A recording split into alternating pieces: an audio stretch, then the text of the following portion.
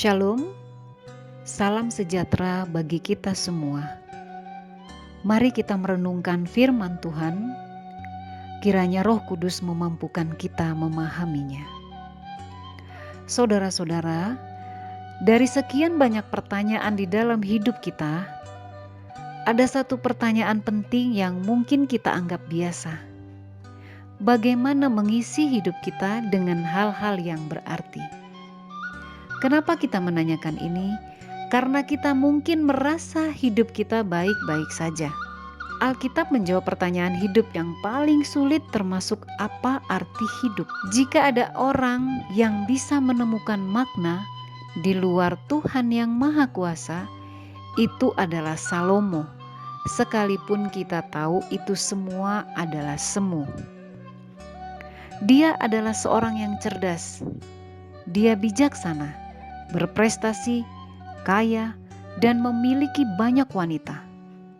Dia adalah seorang raja dan memiliki kekuatan, bahkan kekuatan militer.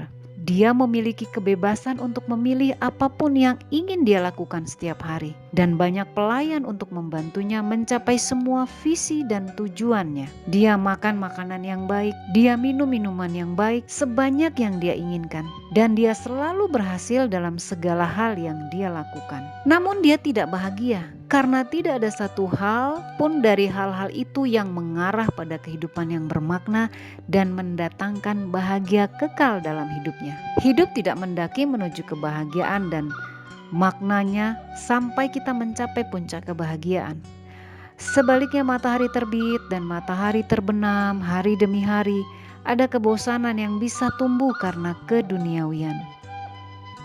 Kita dapat menggunakan uang, harta benda kita untuk mengatasi kebosanan, tetapi hanya itu saja, hanya sebatas untuk mengatasi. Lalu terkadang hidup seperti melempar bola kurpa kepada kita saat kita menua dan menghadapi banyak cobaan. Kita harus berjuang untuk kesenangan, harus berjuang untuk memiliki suatu makna, dan harus berjuang untuk mencari kebahagiaan itu sendiri. Kita seperti melakukan tindakan juggling setiap hari. Apa itu juggling? Juggling itu main sulap dengan bola.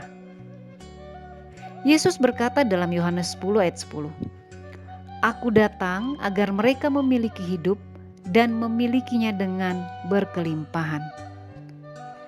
Sebelum kita membayangkan hal-hal yang luar biasa seperti kapal pesiar, rumah mewah dengan isinya, dan lemari penuh dengan pakaian baru dan bagus, mari kita ingat apa arti hidup yang berkelimpahan bagi Yesus. Bukan berarti memiliki harta benda yang melimpah. Saudara-saudara, kehidupan kita yang berkelimpahan akan dimulai saat kita memandang Yesus sebagai juru selamat kita, dan kita akan mewarisi harta kekal, yaitu kehidupan kekal di surga.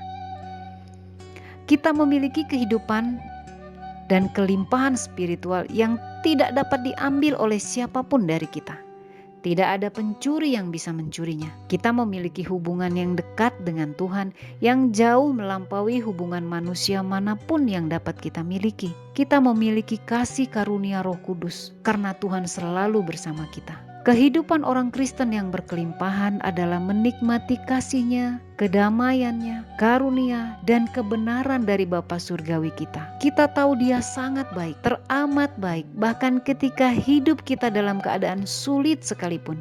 Bahkan ketika tidak memiliki apa-apa, bahkan rekening bank kita rendah. Bahkan ketika kita hidup terasa biasa saja, tetapi Dia tetap memberkati kita secara berlimpah. Kita bisa merasakan ketenangan dan kita bisa merasakan harapan di dalam Dia. Saudara-saudara, kiranya semakin hari kita semakin dekat dengan Tuhan Yesus agar kita memahami makna hidup di dalam Dia. Kita mulai melakukan hal-hal yang berarti, kita mengandalkannya dan senantiasa bersandar kepadanya, sehingga hidup kita semakin kuat dan teguh dalam pengharapan akan Dia.